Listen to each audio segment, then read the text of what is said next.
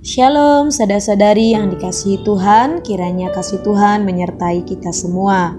Renungan kita pada saat ini terdapat dalam kitab Bilangan pasal yang kelima, ayat yang pertama sampai yang keempat, dengan tema peraturan sebagai rambu-rambu.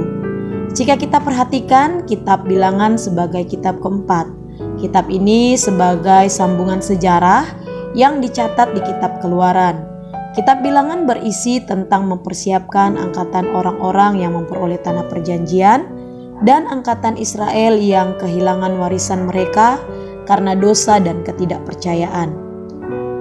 Tujuan dari kitab Bilangan menggambarkan tuntutan Allah akan iman dari umatnya, balasan dan hukumannya atas pemberontakan mereka, dan bagaimana maksudnya yang berkelanjutan itu akhirnya diwujudkan.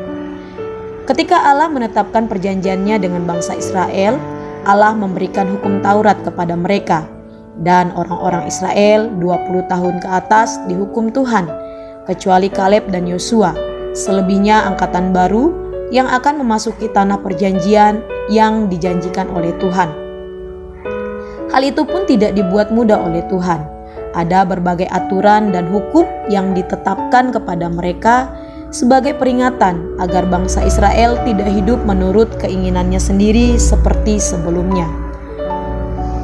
Imam Harun beserta anak-anaknya dipakai Tuhan untuk menjadi penyambung lidah Allah, untuk menjadi perantara manusia dengan Allah. Di kitab Bilangan pasal yang kelima, ayat yang pertama sampai yang keempat, adalah salah satu peraturan yang dibuat tentang orang-orang najis. Najis artinya kotor. Mereka yang dalam kondisi sakit, baik sakit kusta, orang-orang yang mengeluarkan lelehan, serta orang-orang yang bersentuhan dengan mayat dianggap najis, sehingga mereka harus mengasingkan diri dari orang Israel lainnya. Alasannya sangat jelas, mereka tidak boleh mengotori perkemahan orang Israel karena Allah berada di tengah-tengah perkemahan mereka.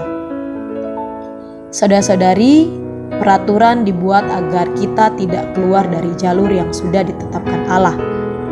Peraturan mengarahkan kita kepada hal-hal yang baik. Salah satu contoh, lampu lalu lintas dibuat agar tidak terjadi tabrakan. Dengan adanya lampu lalu lintas, kita akan bergantian untuk mengambil jalur masing-masing sesuai tujuan. Jika di zaman bangsa Israel begitu banyak peraturan yang dibuat agar bangsa itu dapat menjalin komunikasi dengan Tuhan, maka pada zaman Yesus sampai sekarang kita sangat dimudahkan untuk berkomunikasi dengan Tuhan. Yang menjadi pertanyaannya adalah seberapa sering kita membangun komunikasi bersama Tuhan. Dan sampai hari ini kita masih harus hidup dengan aturan-aturan yang ditetapkan. Tujuannya jelas agar kita hidup sesuai dengan firman Tuhan, bukan dengan aturan sendiri lagi. Aturan membuat kita mengerti bahwa ada batasan-batasan yang tidak boleh kita lewati.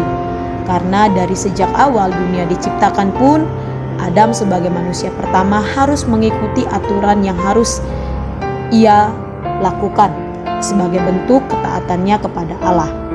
Mari sebagai orang-orang percaya, kita hidup dengan bijaksana, dan biarlah hidup kita didasari dengan firman Allah sebagai pedoman.